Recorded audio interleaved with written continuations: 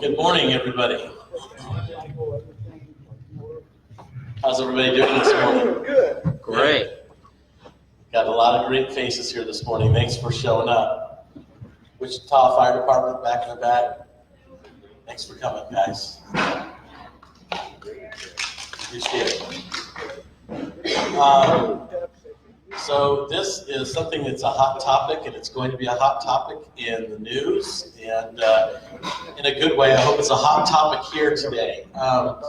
We have some folks from the Riverfront Legacy Master Planning Committee group that are going to give kind of an update on what's going on with the Riverfront Legacy Master Plan, what the Riverfront Legacy Master Plan is all about, what it is, what it is not. I want to preface this by saying, and I think Evan and I talked a little bit about this morning, a plan is that, just that, a plan. We've talked about that with Clap Park. We're going to make a plan. The master plan is going to be an adopted document. Plans are always meant to be fluid, and plans are meant to just kind of give you a guidepost of where you're going. We want to make sure that since we don't have a crystal ball and this plan is going to be happening over several decades, it's what it sounds like as far as investment goes, that we have to be flexible for what the community wants in the future. I think that this plan is extremely pertinent to this area of District 3 because it's walking distance and will affect directly District 3. If those of you that don't know, does everybody know where BG Products is? Kind of at the corner of the river in Kellogg right there. That's the far corner right there of District 3. And so everything that we're talking about is in the same general area. And I told Evan he needs to tell you guys why this matters to you. Why should you guys care about this? And I think he's going to be able to give a very good case for that. So whoever's speaking, Evan, are you? This is Evan Roselle, everybody. Welcome back. Thanks, Lonnie. I'm Gary Plummer, CEO and President of the Chamber. Is also going to be presenting with me today. I'll be his trigger man on the clicker. So if anything messes up there, that's on me. I got to say though, District 3 is my favorite district to visit because you guys always have food. It always smells great. So this is great to be back. We were here. I was just talking with Maddie 6 months ago, 9 months ago, some time ago, at a district breakfast in this room with you guys talking about Project Wichita and how we talked to 14,000 folks or heard from 14,000 folks in our community about what are the big things that we need to wrestle with over the next 10 years, what are the big opportunities that lay ahead of us, what are the things we've got to figure out from a problem standpoint over the next 10 years. And kind of what we heard from the community and how we can create a plan to help us to attack those things. And some of probably the top 2 or 3 things that have emerged throughout that process was number one, talent. And when I say talent, I just mean our kids. How do we keep them here? How do we develop them while they're here so they can grow up and get great jobs and take care of their families well and have great opportunities? And then how do we attract other folks from outside, or boomerangers, right? I have to admit, I grew up in Wichita, was gone for about 15 to 20 years, saw everything that was happening, and said we just got to find a way to get back there. So 2 or 3 years ago, we brought our 4 kids, all under 7, back, and so we were helping in the growth strategies of Wichita, myologically, if nothing less, if nothing else. And so talent, how do we build a context for young people in our community? And another big thing that came out of Project Wichita was mental health. Mental health is a tremendous issue in our community. I think we saw one study that said, the high utilizer study, I think between 400 and 500 people of high utilizers of mental health services, there was around $56 million spent on those 400 or 500 folks over the last 3 or 4 years, just in our community. Wow. And so how do we think about that from a strategic standpoint? I mean, how do we zoom out and say, all right, how do we deal with crisis? How do we deal with prevention? How do we deal with kind of bringing the right infrastructure involved in that?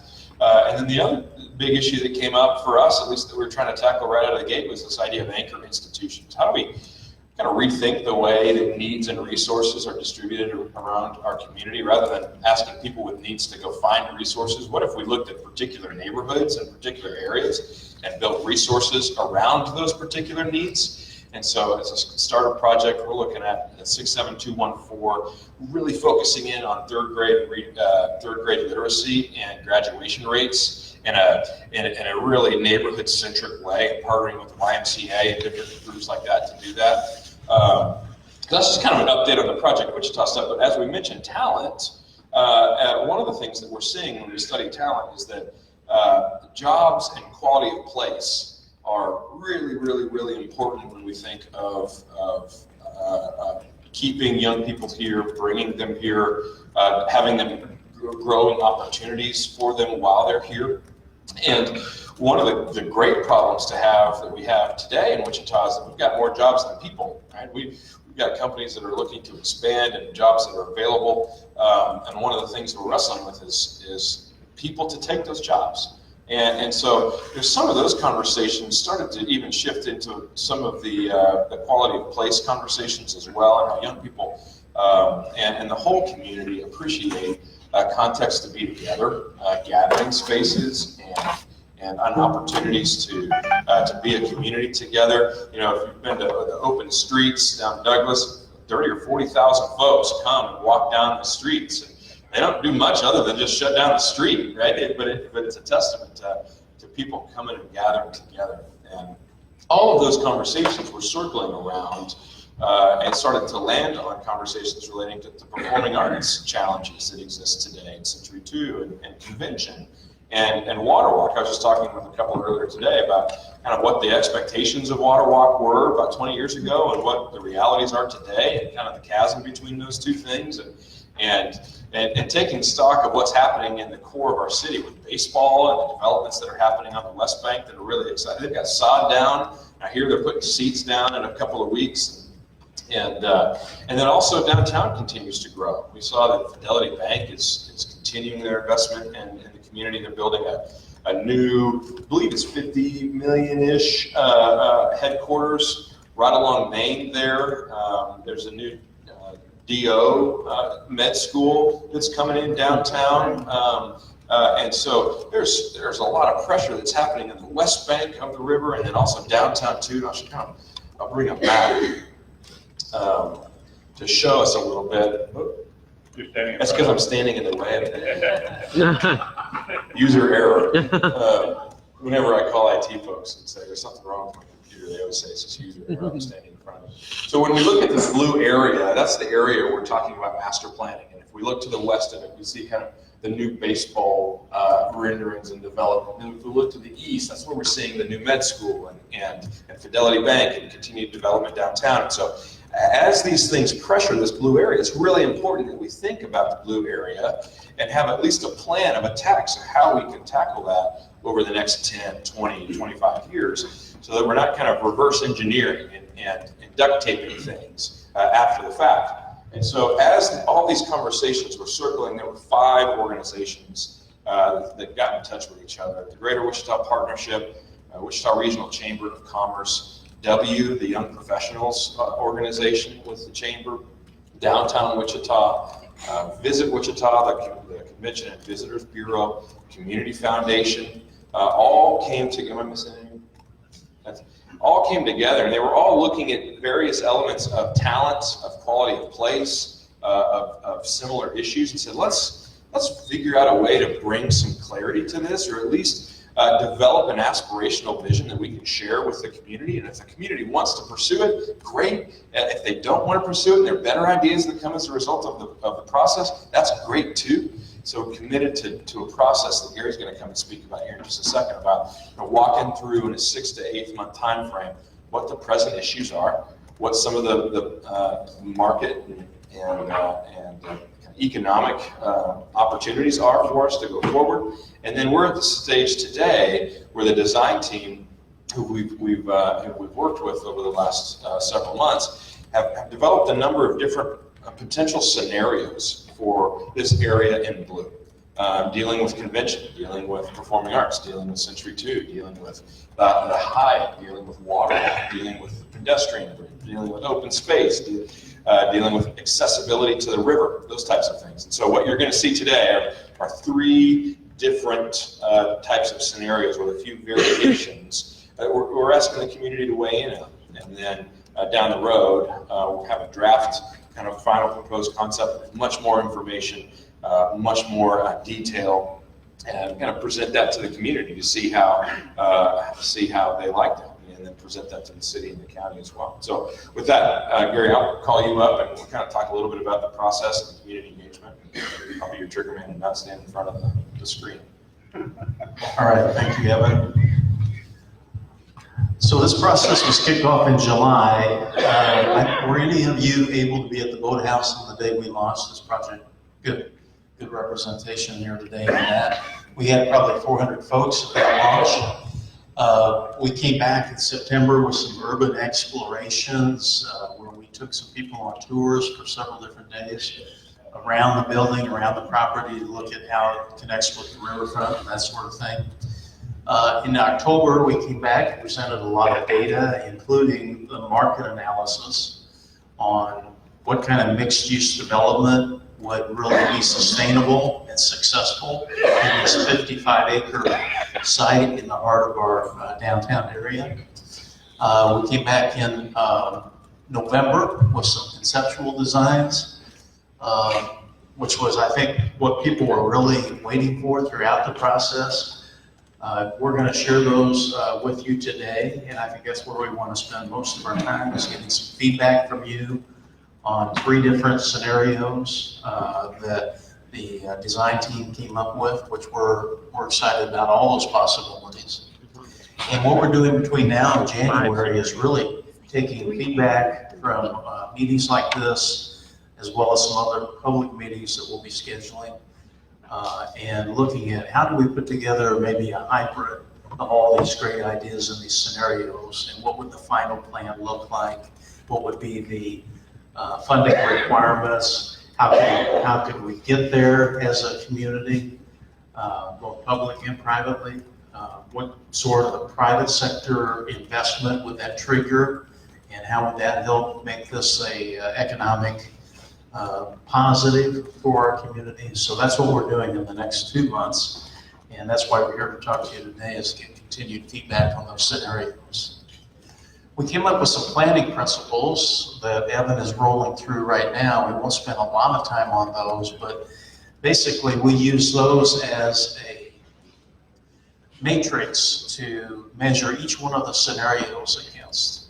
You know, things like making sure that we had good accessibility for everybody to get to the site.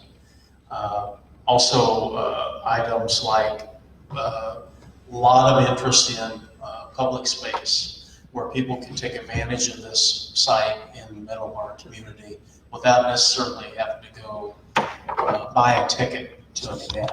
And so, and again, access to the river, taking advantage of that huge asset that we have that sometimes we take for granted. So those were the principles that were adopted. Each one of these scenarios are measured against those principles, quite frankly, to see how many of them they actually check the box on. And then of all those conceptual goals that we wanted to reach, so these were the 5 that really kind of rose to the top.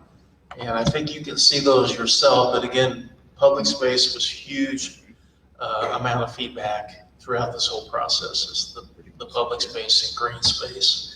That the convention center needs to connect with the Hyatt. That's a convention hotel, and it's very important to be competitive in the convention business to have that sort of a hotel property connected to your convention center. That we cannot risk interrupting the operation of any of the performing arts organizations that use Century 2. In other words, we can't let that facility go dark during the development of a new performing arts center. That we connect the street grid better to the river, instead of having this huge super block that is hard to penetrate, particularly on a vehicle. We wanted to see how we could take that east-west street grid and integrate that more into this property. and that we wanted to maximize the amount of mixed-use development. In other words, make this truly a public and private partnership. And certainly the jobs that would be created by private sector investment in things like hospitality, restaurants, office space, whatever the case may be, would help generate the sort of economic impact you need to sustain the public facilities that we're focused on as part of this report, the Performing Arts Center, the Convention Center, primarily. Evan, you want to take this back? Sure.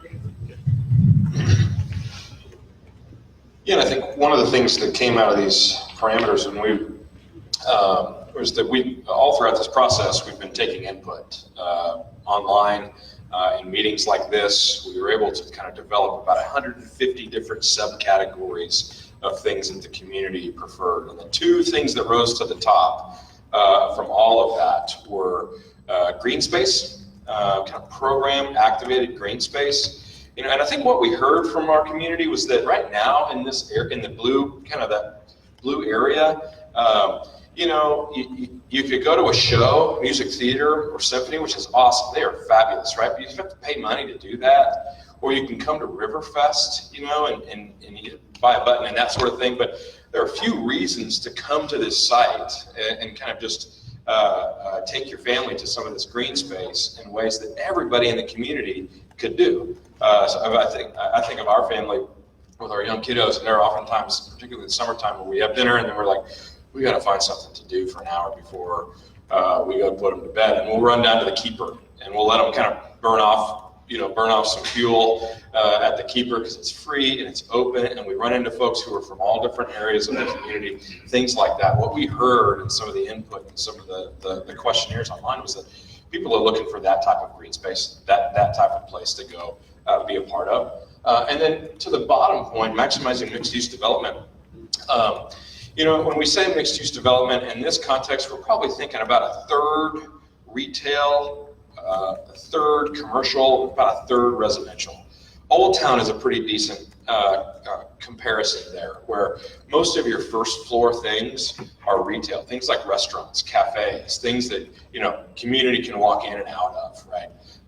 And then above that, you'd have offices or you'd have apartments, those types of things. And the idea here is not to build it up in a private sense in the way that it takes away from the community's use and the public's use of it, but to kind of provide an income stream so that we can maintain and almost endow that public usage, right? I mean, we're wrestling now with issues of maintenance on Century 2 and those types of things. And when we think of buildings or green space, some of the cost is of the upfront construction of it, but a lot of the cost is in the continued maintenance of things. And so how do we be smart when we build out these plans to think, are we building an economic engine that can support these types of public assets? Rather than just trying to tax people or go to the city every time you need something and have it, you know, Councilmember Clinton can tell you that they've got way too many asks for funds than they have funds to give. So how do we be smart and let this site kind of work as an engine in and of itself? And then the other piece I'd say too is that the street grid, reconnecting the street grid in this area is perhaps one of the boldest but kind of quiet elements of some of these plans. You know, we saw over the course of the last 40 to 50 years in this area, kind of the streets that connected the areas in that blue circle, you know, were taken up by things like Bob Brown or by water walk developments or those types of things. It's hard to get around there.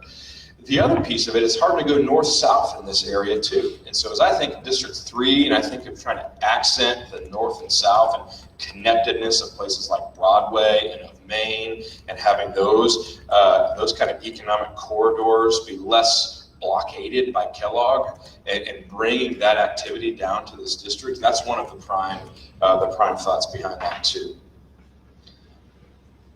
Within some of these common themes here, in just a second, we've got a bunch of copies of these various scenarios we'll hand out to you. But in all of these scenarios, there are a number of things that you can presume are a part of this. And one of those is a district. It's something that works together I think Old Town's a good example of an area that kind of is integrated and that makes sense from an economic standpoint, from an aesthetic standpoint, from a walkability standpoint. It's easy to walk around down there. Thinking about the same type of idea in this area too. And then also authentic and iconic design opportunities as well. You'll see that the level of detail that we've got, and this is like purple boxes or orange boxes, those types of things. But when we talk about that and when we go into further detail, once we hear kind of what the community tells us, we'll see that there's some really cool opportunities for us to take advantage of some great design. On the far left, you see a pedestrian bridge. And so one of the big things that we know where the pedestrian bridge needs to go in the west bank of the river, kind of relative to baseball and those developments. What we don't know is where that pedestrian bridge needs to land on the east bank of the river. So part of this master planning is to figure out where best should it land. If there's a green space there, maybe it should go to that green space rather than down to a street, those types of things. But the design of that pedestrian bridge could be something really cool. And all of the costs that you'll hear today presume high-level design, high-level construction of that type of thing. There's another, the bicycle snake bridge in Copenhagen is kind of an example of something cool that you can do with a pedestrian bridge. Now, obviously you have a Moshe Safdie. We had the first Midwest Moshe Safdie building and exploration place, but we also see the Kauffman Center of Performing Arts in Kansas City as another iconic design element for a performing arts center. So you'll see an orange box for performing arts, but in reality, if these plans go forward, what we're talking about is really interesting, beautiful, iconic design for these areas going forward. And then the final picture you see is a picture of Clyde Warren Park in Dallas. We include that picture because it's an example of structured green space. So there's actually a freeway that goes underneath that park. And that's kind of a built-up, structured green space. And a lot of the designs that we're going to show you today with green space, they've got 1,000 parking spots underground, underneath that green space. And so the ways that we can think about green space and density and bringing people to the site today with some of the construction opportunities that we have are really pretty cool.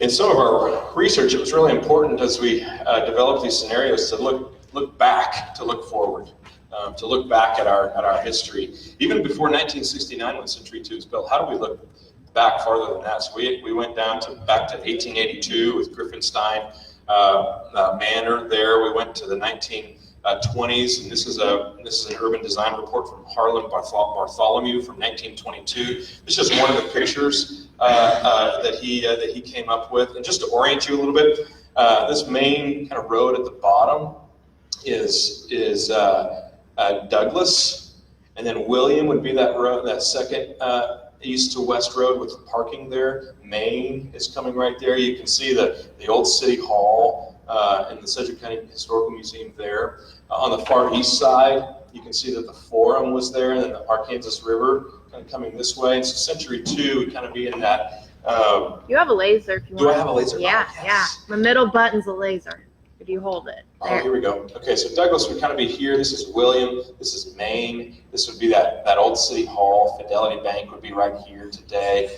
This was the Forum at the time. Of course, the river. Century 2 today would sit about right here for context. And then you can kind of see the density of buildings here. But one of the things we saw when we showed this picture was just the community's eyes open up and see that city square and that green space. And oh, that would be so great to have a green space that's in the center of the community. And it's interesting when we looked at some of the public input 100 years later, some of the same desirability of connected street grid, green space, density and activity, those types of things still existing.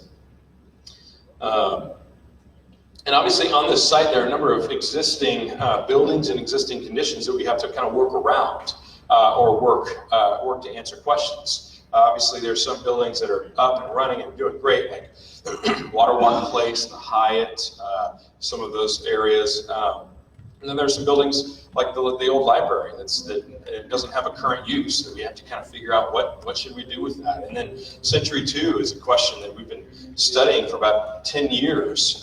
Does it work for performing arts? Does it work for conventions? a lot of those studies, and then when you talk to the folks who are kind of running conventions here, and you talk to the folks that are running music theater here, saying it's not, the building is really, really, really difficult to use in a modern sense. So it's really not viable from a convention and performing arts standpoint going forward. So what does it look like to repurpose that building? How are there other uses for Century 2? So we've taken a look at some of those questions. One of the things that's unique about this building is that, most of the load bearing is carried by this kind of core structure in the middle. There are some kind of circular dome-based buildings that have the weight bearing on the roof, which allow for completely open use inside. Think of something like the Astrodome, or kind of where the Tampa Bay Rays play in Tampa Bay, where it's kind of almost a stadium arena style. This can't be disturbed, and so any future use would have to be kind of pi-based in that. And so that's where we kind of run into how to use that in a modern context. We know from previous studies that the city has gone into that estimated $272 million, and that's 2016 dollars, so $272 million plus about $17 million a year for capital carrying costs would be needed if we were to try to repurpose the building for performing arts and for conventions. And what we're learning is that even if we put that $272 million into it, it wouldn't bring us up to market from a competitive standpoint. And so kind of have to wrestle with what would be the cost benefit of that? What would be the yield of that? Conventions is an industry that's changing. And so how do we think about future conventions? How do we think about conventions that are tied to industry bases and aviation and more connected to downtown frameworks rather than kind of a box that exists several miles away and people go, sit in the box for 3 days and then fly home? They're more integrated today within the life of a community and a city. How do we think about those types of opportunities? And then how do we think about Century 2 as we do that? We've also taken a look at the library too. Whereas Century 2, without Bob Brown, is about 250,000 square feet. With Bob Brown, it's about 400,000 square feet. Versus the library, it's about 100,000 square feet. So repurposing of the library is easier from a space standpoint at 100,000 square feet. Now, what's unique about the library is that it's this brutalist style architecture. Some people love it in our community. Some people say, it looks like a communist building. I think it's kind of cool. But one of the things that we're learning is that while it may be built to store tons and tons of books, is it good for Wi-Fi? Is it good for some of the modern technologies, those types of things? So we kind of have to weigh what repurposing looks like for a building like that. We looked at different types of repurposing for large buildings, and we saw a number of things come up. You see esports over there in the top left corner. Is anybody familiar with esports? Okay, I grew up in the days Nintendo had just been invented. I would be playing Nintendo, my dad would yell down, "Quit playing that no friendo!" And now we see esports as being bigger than the music and the movie industry combined today. And we've got some startups in our community that are really taking off from an esports standpoint. Some cities are building kind of esports stadiums and selling them out all the time. And it's an industry that I'm not super familiar with, but we looked at it because it's something that it continues to grow. But it's about 100,000 square feet, right? That's kind of the biggest esports facility in the country, about 100,000 square feet. And with Century 2, we're looking at 250,000 square feet.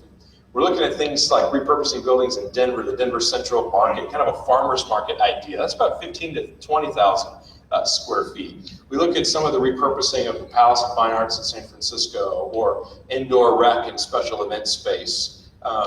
The closest thing we could find was the Ferry Building in San Francisco, about 260,000 square feet, but it's rectangular, not round.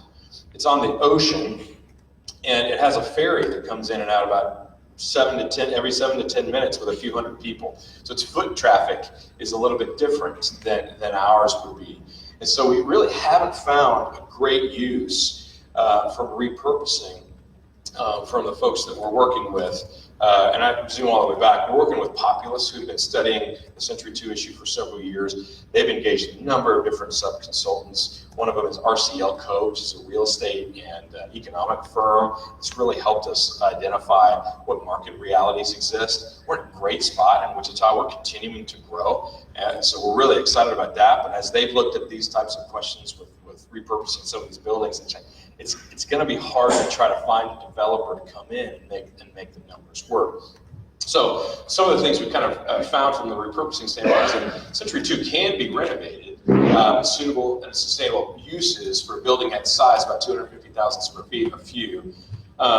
So the best idea that they could come up with was to take the inside of the building, bring it out. So put retail around the outside. The exterior of the building is mostly what our community has said that they love. We kind of put either retail or cultural assets around the outside and use the interior of it for parking. And so that's kind of one of the issues there. But even in that context, it required the city to commit a lot of money to bring it up to speed. Things like asbestos and roof and some of the core elements, and then tremendous amounts from the developer standpoint too. So it's a pretty tenuous market opportunity. But okay, now to the scenarios. This is an example about, we've got probably 20 to 30 different ideas that the design team looked at. And these were all kind of the second place ideas. They didn't make the cut, but there's some of them are crazy. Like this one here, they brought the river east to west. And you can see a ton of them have different ideas for repurposing Century 2 and keeping that building there, but just a lot of different ideas, about 20 or 25 folks from across the country looking at our city and trying to figure out the best ways to make things work. So we came up with 3 scenarios, and I think we're handing some of those out right now. These are the 3 root scenarios, and then you'll see a couple of variations as well. We'll go through these more specifically as well. And Gary talked about the planning principles, and I know this is difficult to see. It's difficult for me to even see on this screen. And all of this, I should say, everything that you're seeing, even more, is online, riverfrontlegacywichita.org, and I'll give you cards at the end of this with all that information.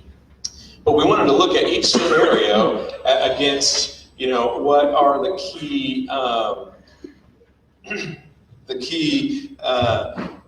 key features, the operational impacts, the impacts on existing facilities, and the cost and finance. We wanted to kind of break down those planning principles into some key performance metrics to see how do these different scenarios grade out based upon what we're hearing from the community.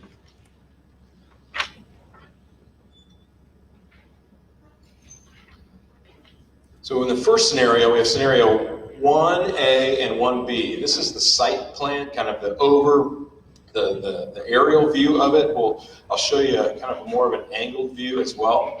So if you're looking at your sheets, this is 1A in the top left corner. Every time you see orange, that's a performing arts center. Every time you see purple, that's a convention center. And then blue is mixed use. And then anytime you see gray is parking. So a couple of things to highlight here in this context. One, we have 2 major parks in this scenario. Kind of an A park and a B park, and their uses would probably be a little bit different. In this context, we'd be replacing Century 2 in the library, and the new Performing Arts Center would be sitting kind of where the library is today. And it frames out a large open space that's much wider than this one, that has open access to the river.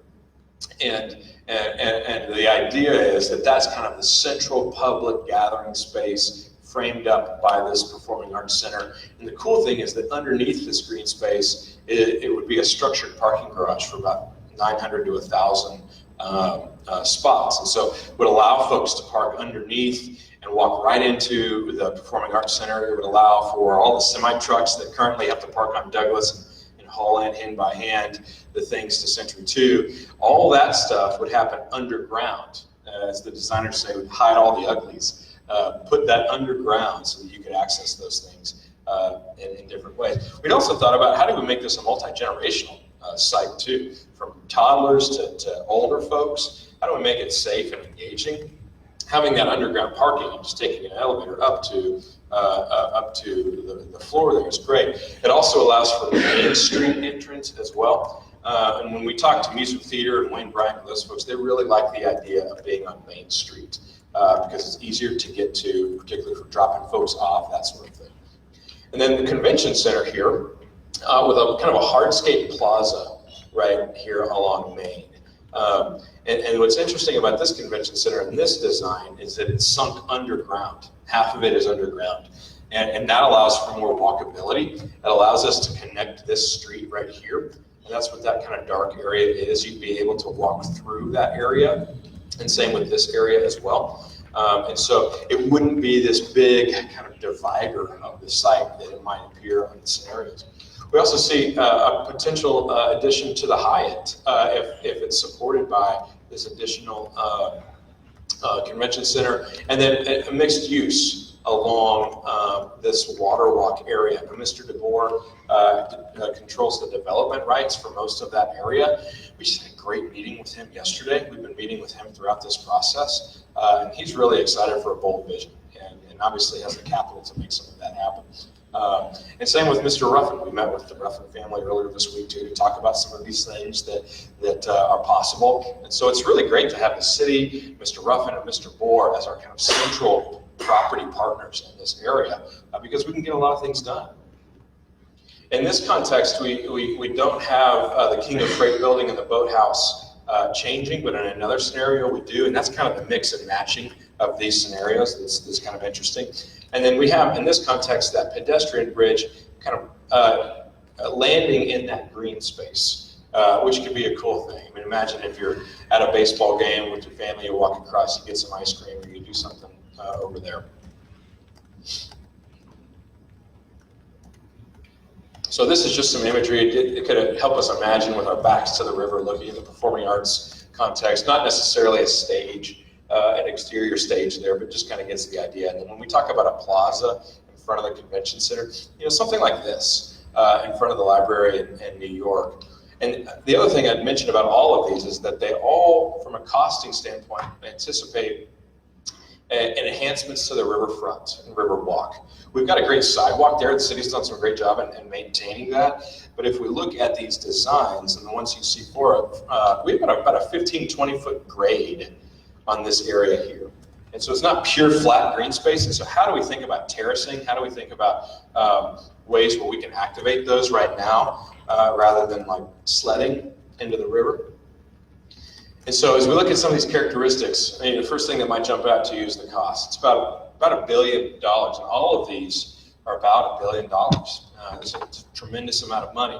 But if we zoom out, we see that cost is related to about 16 distinct projects. Things like a new convention center, a new performing arts center, a pedestrian bridge, underground parking, the riverfront enhancements, the street enhancement for walkability, all of those types of things over the course of 10 to 15 to 20 years. This would not be a plan that would ask the city to write that check in one fell swoop. One of the things that we'll see when we come back in January is the phasing of all of this. What would make sense to do first, second, third, fourth, fifth, and how do we kind of relate the costs that way?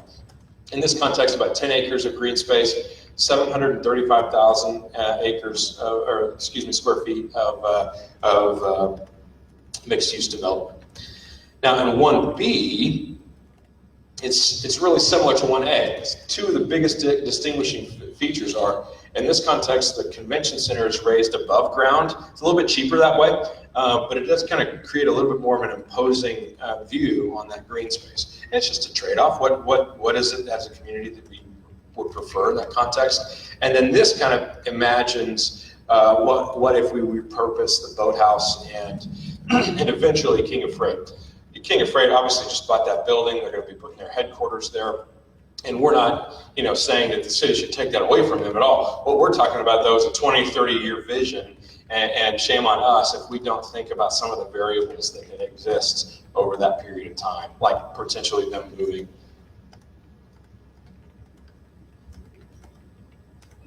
Similar characteristics in 1B. Biggest distinguishing factor is that there's more mixed-use development. And what that does is creates more value from a property tax standpoint, more generation of sales tax, regular standard sales tax to then help us support those green spaces, the Performing Arts Center, those types of things. Parking. Parking is always a question that comes up. And so we want to talk about that. You see underneath here, that's where these 2 underground parking structures would be. There's also parking layered in all of these mixed-use developments in the convention as well. And then what we've also done is highlighted all the parking garages that are around this area. And so, in each of these designs, we've displaced about 1,200 parking spots. And you talk to different community members, and some said, we don't need all those parking spots. And some said, we need 5,000 parking spots. What we're committing to do is replace all the parking that would be disturbed in this type of a context. And the studies tell us far exceeds our need in this context, but want to start conservatively with the amount of parking that we need. All right, scenario 2.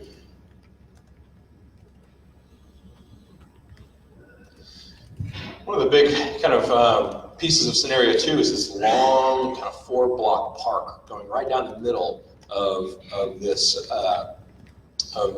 development area. Really kind of a central gathering spot. I mean, one of the urban designers was saying the other day, or when he was in town, he was asking some community members, if there was a revolution that was going to happen in Wichita, where would that revolution take place? Where would be the, I see Councilmember Clendenin starting to get nervous. We're talking purely figuratively, but where's the instinctive place that everybody's going to gather, right? In the community, and where would that be today? If this were built, of course, this would be the place, right? This would be the de facto. I mean, think Riverfest, think all the community gathering places. This would kind of be that centralizing area. That's what people love about this scenario. One of the challenges that people have brought up is to say, well, we don't really want to create a wall against the river.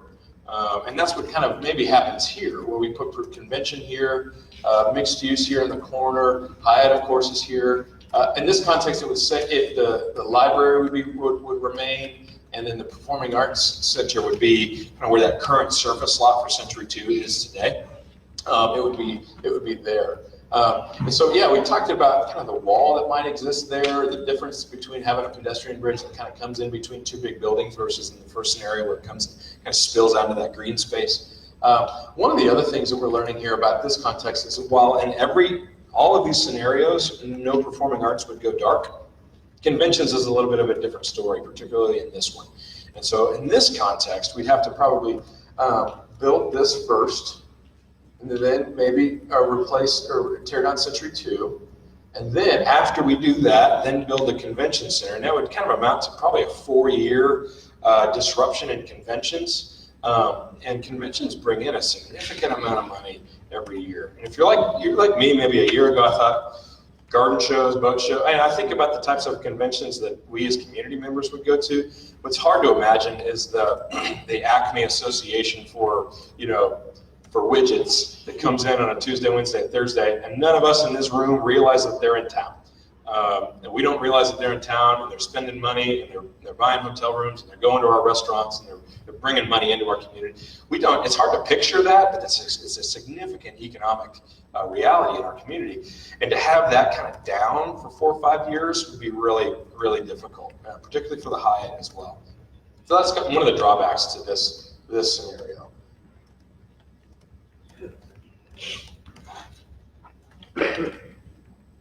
As we think about that long park, there are really cool opportunities to put some design in it. You put an amphitheater or a place for people to have picnics, or maybe you have a statue park or a cool pedestrian bridge. Just kind of examples of the types of things when we talk about these costs, all included in that. Again, similar cost here for about $1 billion, $1.5 billion. More green space on this one, and pretty decent amount of mixed-use development, somewhere between 1A and 1B.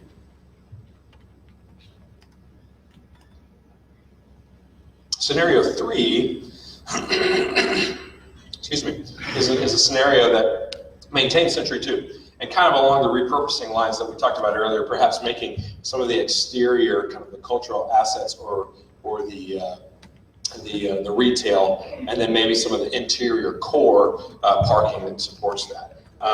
With the convention center going east, like in 1B, and in this context, performing arts here down, and now this is Mr. DeBoer's area, but perhaps on the river. And it's interesting. Some folks really like the performing arts on the river. Some folks don't like it on the river. In that context, you'd have more of the loading and unloading that's kind of more visible along the river. And music theater worries about people kind of having to snake through there for performances. Folks that have interests on the West Bank love it on the river, right? Because you get to stare at a pretty building all day. So that's one of the big community conversations that we're having right now. It's just where's the Performing Arts Center? Is it best? The other thing that has come up through some of these scenarios is that you can see the attempt to realign Waterman. Currently Waterman snakes like this. And in so doing, it kind of cuts this parcel in half, which makes it harder to develop things in that area. So in these scenarios, we've kind of gridded it out. And there's been some concern expressed about, well, what does that do to traffic? What's that do to traffic coming from the ballpark? What's that do to traffic, especially if you have a music theater event here? Can that support it? So there's some significant concern around Waterman, and it may end up that the final kind of piecemeal scenario that the coalition comes up with has Waterman like it is today, with some development around that. And again, this doesn't show this kind of mixed-use development here, but it could. That's the different kind of puzzle pieces that people can work with.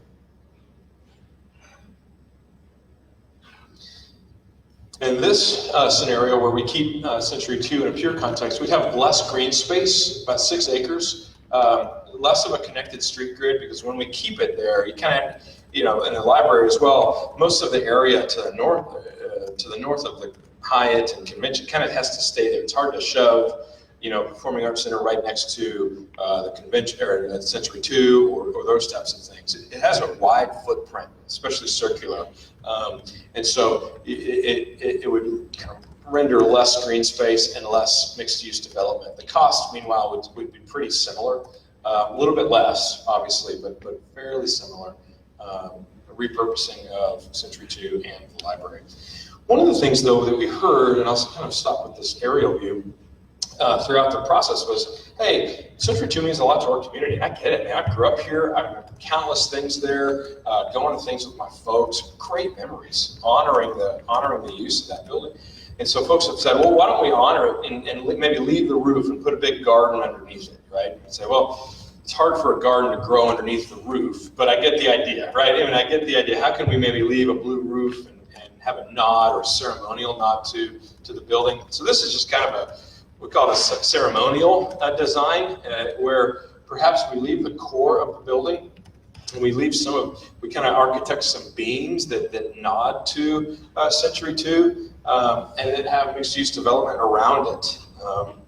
And you can imagine, in something like this, you could put some sails in between these areas in the summertime to provide some shade. Maybe we call it Century Park, and have the development around it, keeping the library, and then again, the rest of it kind of similar to 1A and 1B. In this context, the pedestrian bridge would come on the southern half of the site rather than this half of the site. So we're not getting a ton of support for this scenario, but we wanted to try. We wanted to see how the community would respond. In this context, about 8 acres, same cost, mixed use, about 735,000 square feet. Parking, a little bit less in this context. We have parking here. In this context, we have it here, and we have it exterior as well. And then probably some parking within here, depending on what the community wanted to do with the repurposing of that building. And so what we're asking folks to do, Riverfront Legacy, Wichita.org, and again, we have some cards, I'll hand out to you. There's some questionnaires on there, and it essentially goes through all these scenarios and says, what do you like? What don't you like? And it's less of a vote for 1, 2, or 3 type of scenario, because there are many things that can be mixed and matched. And so it's not necessarily a vote, so to speak, but what do you like? And we're working with Misty Bruckner and her team at Wichita State to do some analysis of all the input that's coming in from these scenarios, this qualitative analysis, so that people can really share, and we can see what are the dominant things that come up. one of the things I think we've learned is that, sometimes we talk to folks, it's like, keep Century 2, build an amazing performing arts center, amazing convention center, tons of green space. At a certain point, we can't have it all, right? So what are the trade-offs that we want to make as a community? And what's a vision as we talk about something for the next 50 to 100 years? How do we develop a vision that is that big? It's interesting. And the conversations we've been having about this is so emblematic of perhaps where our community is today. And especially the Century 2 conversation. And I get the zeal on both sides of that. I'm mostly trying to figure out a process that we can kind of, as a community, step into that well and figure out some clarity. But it's really interesting as a community. How do we honor our past and build for the future at the same time? How do we build a context where young people can thrive and where we honor the contributions of some of the folks who have been in our community for a long time? How do we keep things familiar and traditional and yet also build for the future at the same time as an innovative city? That's a tension we're wrestling with in 1,000 different ways. And this is just one example of those. And so I think, on a personal note, this is just a good opportunity for us as a city to say, who are we? Who do we want to be? Who gets to weigh in on that? How do we tackle hard things? These are complex things. How do we tackle them together? How do we understand differences and things like that, but at the same time, come up with something that works well? The city's done a great job in leading that way. The private sector has stepped up to say, let's try to figure this out well, so that the community can have something that we're proud of. So with that charge, help us. Go online and fill out some of those questionnaires. That's the best way for us to get your input. Of course, we'll take questions and write down comments and stuff today here in just a second, but that's the best way. And then finally, I'll show you, this is just an example of Orange County, a convention center in Orange County, where they kind of started out doing these types of things. It kind of looks like some of the stuff we're looking at today. And then this is the final rendering of what the convention center looks like. I'll put it in to remind folks, we're not just talking about orange blocks and purple blocks. We're talking about things that are really beautiful and things that are possible. And we've really pushed the design team to say, we need to eat our financial and economic fruits and vegetables early in this process. That's why we did the market analysis. All that's online. That's why we said, we don't want a scenario that is untenable for our community financially. It's off the table. We don't want to do something that's unwise. And they said, look, Wichita's surging, it's going well. The economy is strong and continues to grow. Every one of these scenarios, the cost, the implementation, the phasing, is something the community can do and can do well. So we just kind of raised that as an example of what could become in this area. So with that, Gary, I'll maybe have you come back up here too. Turn it over to you guys for questions or comments, things that you guys would like to share, or things that we can clarify. As you can tell, we could go about 2 hours talking about all these different things, so I don't think that's what you want us to do today. But if you have questions or comments, love to hear them. Yes, sir. I understand that the only way to put concrete down and not have a crack is not to put it down. Am I wrong? You're talking about underground parking. Under there, the water table in that area is what, 6 foot at the max, 8 foot. So with cracking concrete, how are you gonna maintain the water? You filter them 1,000 parking places, which is only about 10% of what we really need in that area. Yeah, well, we started with the fundamental commitment to replace the parking spots that were there. Right? And so that's kind of where this underground parking comes from. And I realize a lot of folks have different views on parking. Councilmember Clendenin can testify that there are some really passionate views about parking. And so our main goal to start with was to replace and make sure that we're not short-circuiting the amount of parking we need there. One of the great ways to do that, but also kind of achieve one of the biggest things that we heard from the community with green space, accessibility, and walkability, was to put it underground and make it safer. And in terms of the technical realities of how one does that without concrete cracking and how you do it well and water tables, we're getting those hydrology reports and those types of things. The design team says it's feasible, we can do it. It's expensive. It is more expensive to put parking underground than above ground. No lie there. Current library the lower floors on it is unusable for any art or anything because of humidity at this time. So you're gonna put cars under, what, underground and get them parking. And that ain't near enough parking for what the stadium, your art center there will have, what, 10,000 seating? Probably not that much, probably 2,000 or 3,000. Don't quote me on that, but it's kind of that realm rather than like the So what's arena. the total parking with all them sites outside? Outside of it, Well, you point several off-site parking. yeah. On site, there'd be at least 1,200 spots. And then outside of that, there's obviously different parking garages, some of them private. 8,000 people walking the streets. to get to the section. What's that? You got 8,000 people have to walk outside of the area, walk into the area to utilize this green space. Sure, yeah. And when we have events like that would be super high density, right? Things like Riverfest, things like if there's a major project or a major event that's happening at the ballpark, things like that. Obviously, we would, the parking structures would need to be different. You wouldn't want to build parking for 8,000 folks on the site when you have a music theater that seats 3,000 or so. We wouldn't want to overbuild the parking there because that's all we'd have on that. So to the extent you'd have major events like that, then obviously there'd be some parking plans that would put in I'm more place. concerned with the structure of the building. If it fills up with water, it's a big total uses. We don't want a bathtub, right? We don't want a big bathtub They underneath got there. a So. little flow if you be careful. Right. Yeah. Yes, sir.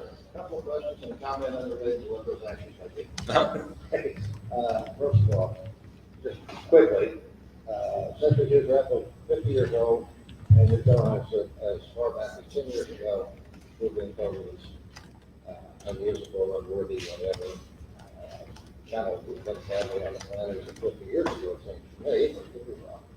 How many events, and I'm talking, if you have a show at the theater, plus something going on in the exposition hall in Century 2, how many days of utilization per annual or per year have we historically recently had in Century 2?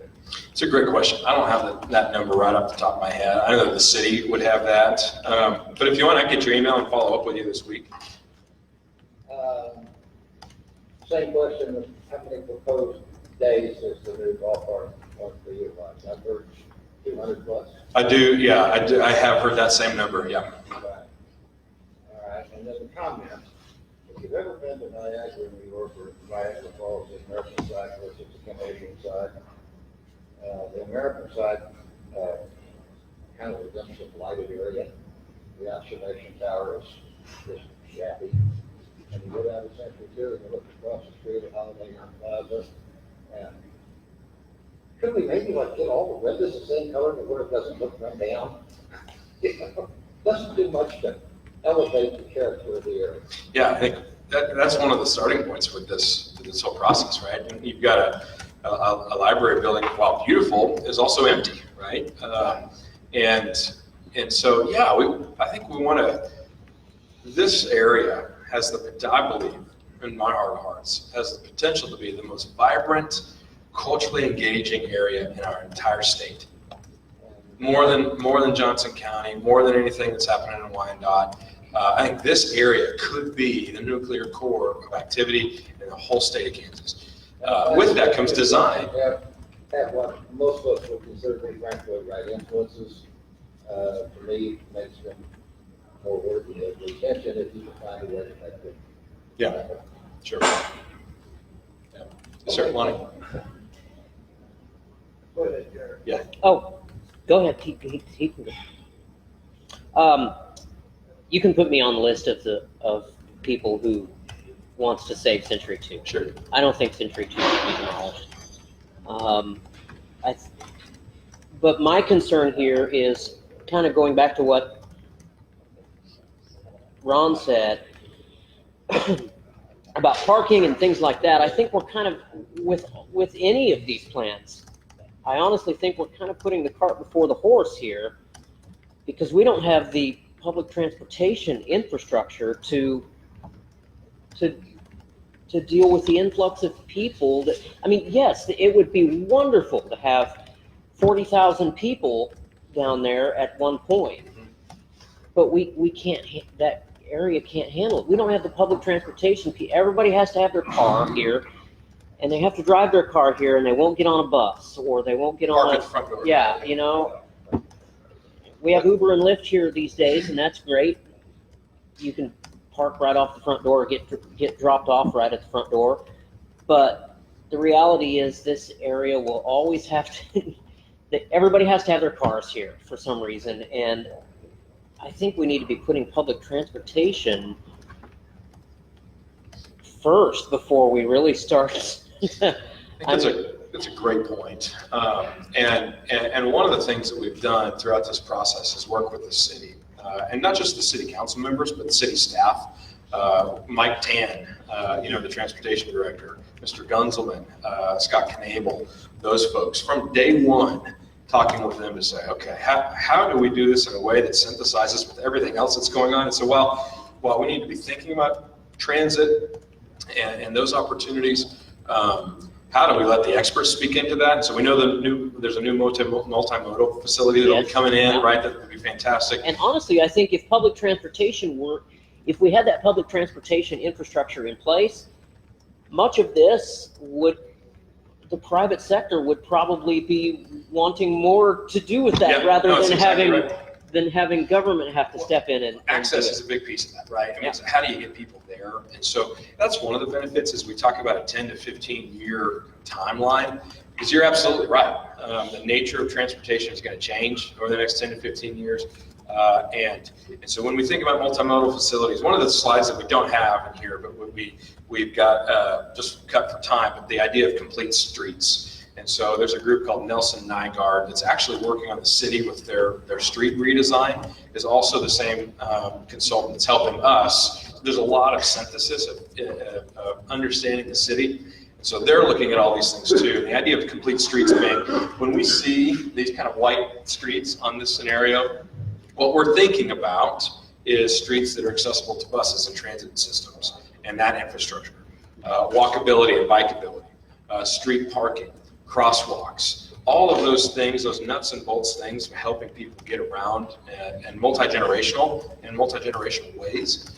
That's all being thought about as well. So you're absolutely right with transit. While we aren't, our groups aren't directly responsible for transit, we are working with the city and the folks who are, so that these things can contemplate that rather than say, oh shoot, we forgot about transit, at the end of the day, oh shoot, we forgot to do that. I mean, if we're going to spend $1 billion, we need to. I think we need to be spending $1 billion on connecting Goddard to downtown and Andover to downtown and Hayesville and Derby and Newton and then all of this stuff the private sector will build all of this stuff. That's right. They'll bring that investment in. That's a great point. You mentioned $1 billion. One of the things that I'll come right to you.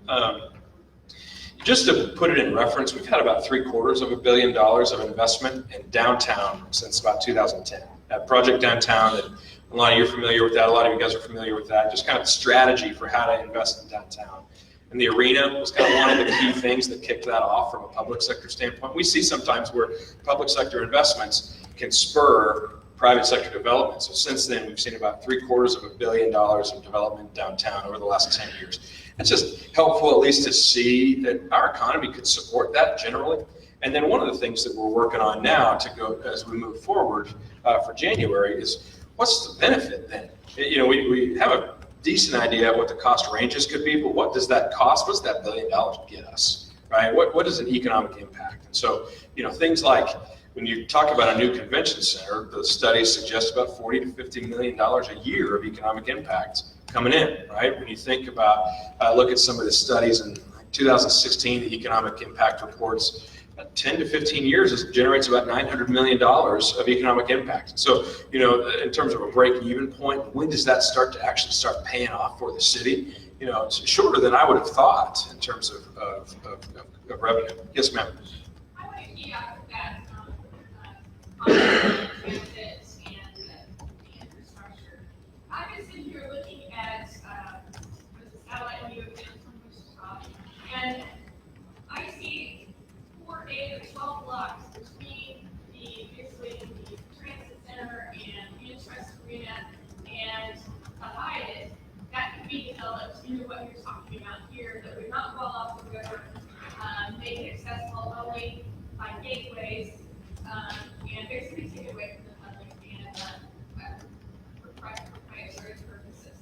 I say can't, I say scrap it. And I can't very well hide my disgust. No, that's fine, that's fine. My disgust and my distrust for what this is. This is a proprietary taking of riverfront and a walking off, like you said. And you've got all this downtown area between, the Hyatt and Interest Arena that could be developed, what you're talking about, and connected closer to transit and the Amtrak. Will come sooner than we think. And we're getting closer to Old Town. That will connect things. This will be just a proprietary land grab on the river rather than acquiring property on the way by others. Sure. Yeah, and I appreciate the candor, honestly, and I appreciate the kind of trueness of feelings on that. That's great. That's why we're here to talk about this, guys. So not offended at all by that, and I appreciate that. One of the things that we're learning in this process is that while Douglas is kind of our main artery through downtown, Waterman, and you mentioned the arena, if we take the arena and the ballpark, and kind of see those as two big nuclear points downtown, and the connectivity that could come from that, from a transit standpoint, from a secondary development standpoint, that's one of the focuses here, is how do we activate Waterman as a secondary corollary? And in terms of your comment about the proprietary nature, I think one of the things we're thinking about here is how do we do something where we invest in this area and bring its use up so that more folks can use it. And that happens through green space, through opportunity. Folks have talked about a grocery store. Councilmember Clendon, and you can attest to this. They've been talking about a grocery store downtown for a long time. Those types of things, and having that here with kind of a programmed green space area, and the Blue Building's helping to support that from a financial standpoint. So I get it. There are different viewpoints on that, but that's at least the thinking here. The city has control of about 70 acres. Gary mentioned 55 if we count the park space on the riverbank as well, about 70 acres here. And so, and that costs money. How do we invest in that 70 acres? What do we use it for? South of Waterman, those development rights have been assigned to Mr. DeBoer many years ago. So we can't do much about that. But how do we make an area that everybody can be welcome in, gather together, and that there's a financial rubric behind it too? That's kind of the root thinking. Lonnie, you had a question earlier. My main interest is to keep the money, outside money coming in from conventions. Mm-hmm. But I haven't heard much about how much value that is to our community. Mm-hmm. Mm-hmm. Yeah, currently I could have Susie Santo is the expert on that. We have some great studies as to what that current number is. She says I can get you that information on what the economic impact is for the convention business and how this can grow that. Is that what your question is? Yes, that is. Yeah, today she talks about $1 billion coming from tourism, which is much more than I thought. Tourism and visitors, right? And if we think about a year, yeah. If we think about investing in a convention center, because it's a market-based business, it's a market-based industry. If you don't build the context for folks to gather, then they're not going to come and gather, right? But in terms of investment, if we continue to stay in a convention business as a community and build something that kind of meets modern convention needs, particularly on our I-35 corridor, and particularly around some of the industries that we have in our community with aviation, with oil, lubrication engineering, right? Scott Schwindeman, he tells a story about how 800 members of the Lubrication Engineering Association want to come into town to tour his facilities, but they investigated our convention hosting capacities and said, no, we'll try somewhere else. And so that's where the studies with CSNL, Convention Sports and Leisure Group, has looked at this, because we don't want to build something that the market wouldn't support from a convention standpoint. That wouldn't make any sense. About 40 to 50 million a year from economic impact if we were to invest in these ways. And so, we got to right size it, got to do it right. We got to do it in a way that not too big, not too small, and it's kind of curtailed to the types of conventions that we would want to have here. We don't want to be Vegas. We don't want to be, Madison Square Garden. That's not who we are. We want to make it authentic and earnest to our opportunities here. So those are the numbers I have off the top of my head. We can get more if you like. Thank you. Yes, sir. Yes, sir. Well, I come from a generation that built Century Two. Yeah. And I personally had dealings with companies that did that. The thing about it is when they had the old Arcadia and the Forum and all that, my dad always said, look at that, they're going to tear that down and build something else. Well, I'm in the same situation he was in. Now you're wanting to tear down what I built, or within the generation I built to make sure. But in the long run, like you said, changes will have to be made to do what you guys want to do. No, that's a good point. And if a new convention center is built, then my grandkids will be talking about tearing that down too, right? Unless it's the Parthenon. I know I won't be around to see it. I can tell you that on the night. Yes, sir. Thank you. So, speaking of Century Two, so growing up, I always came back to Wichita. My folks were from here. We moved down. We come back every summer. When I was away from Wichita, I didn't get the books. Whenever I saw Century Two, it triggered all these wonderful feelings about me and grandma and all that. Yeah. So I had this very intimate relationship with Century Two. I'm also a huge fan of like Prairie School architecture, Frank Lloyd Wright, and all of that. I love that stuff. Yeah. So, but I'd be okay with tearing it down if and only if we're iconic and it didn't have just 15 minutes of fame, like, but it endured in Architectural Digest. Right. It continued to buzz. People were able now to point to something that not only does it have the capacity, but it has that wow factor. Let's go see this thing. Yeah. That's what it has to. It has to endure. If there could be a nod to the Prairie School architecture, that would be awesome. Yeah. And I think it's much better than 3B where we have this. Yeah. Footprint that really doesn't draw anybody. So that to me would be the trade-off.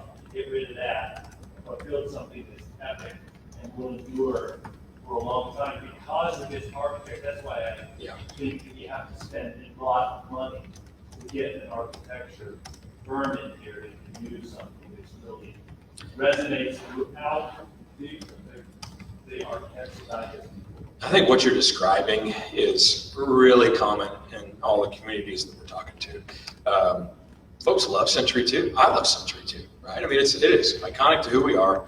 It brings back the memories, right? The blue roof is distinctive. It's on the postcards. It's all those things.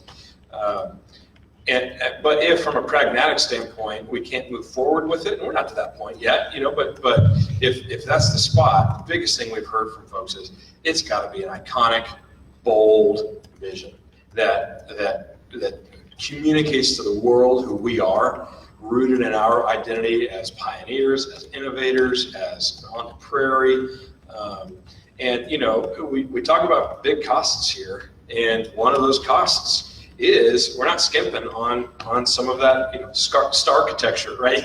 That you don't want to just have a little box. That's where the music theater is. This belongs to the community, and you want, whether or not somebody likes to go to performing arts or not, you want people to drive by that facility and say, "That's my city. This is where I live." And a part of that too, I think, is how do we get people to? We have to move away from automobile dependency. Bingo.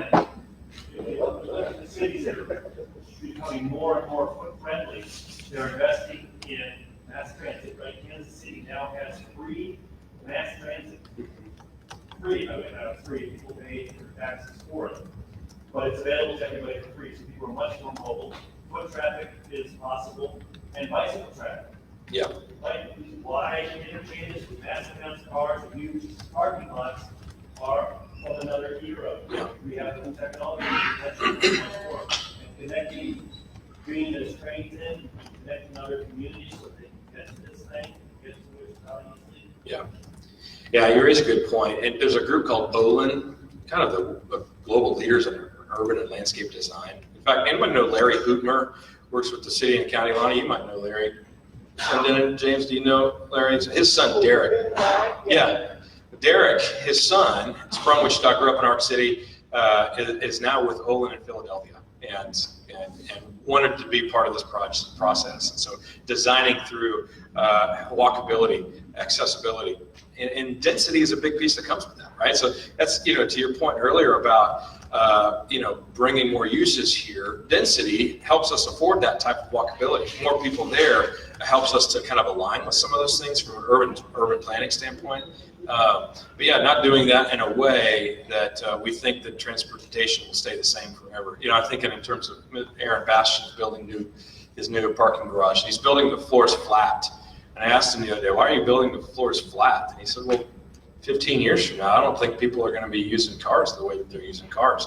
I want to be able to use that as offices rather than kind of ramped structures. And it's just, yeah, that's right. So how do we think about that in this context too? It's a great point. So we are at 10:30 and we're past 10:30 now. We'd like to try to keep this to about an hour and a half if we can. Is there one more question? I don't want to leave anybody out, but other than Paul can't ask anything. No, go ahead, Paul. I might say something stupid, you never know. I'll stop. Me too. To his comment, it's really not that emotional to get attached to a building like the Foreman, basically your thoughts. But, my comment would be, Google Wichita, Kansas. Every image you see is Century City. That's right. Google says St. Louis, it's the orange. It is part of our identity. Yep. And I'm not in favor of scuttling that. Yep. So I want everybody to continue giving feedback. You guys have the information to do that. I think it's important, yes. Nothing about Century 2, can I bring up just one question? Just 1 second. Okay. Thank you guys very much, Evan. Yeah, thank you. Thank you, I guys. appreciate it.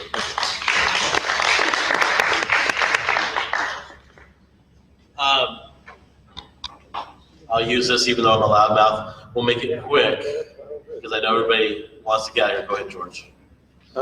You told the paper that you tried to stay out of the Mariota race entirely and denied having any knowledge of video or if its origin.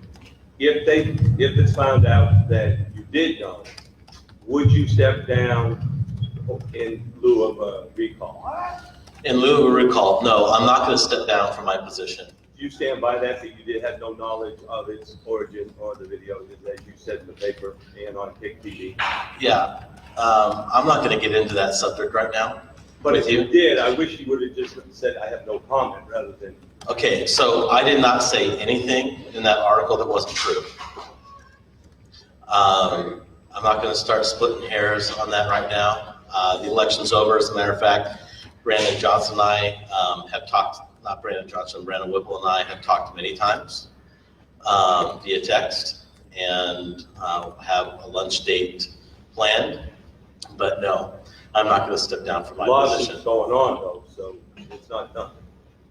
That's fine. I'm not stepping down from my position. Okay, that's pretty good. All right. Thank you, guys. Hey.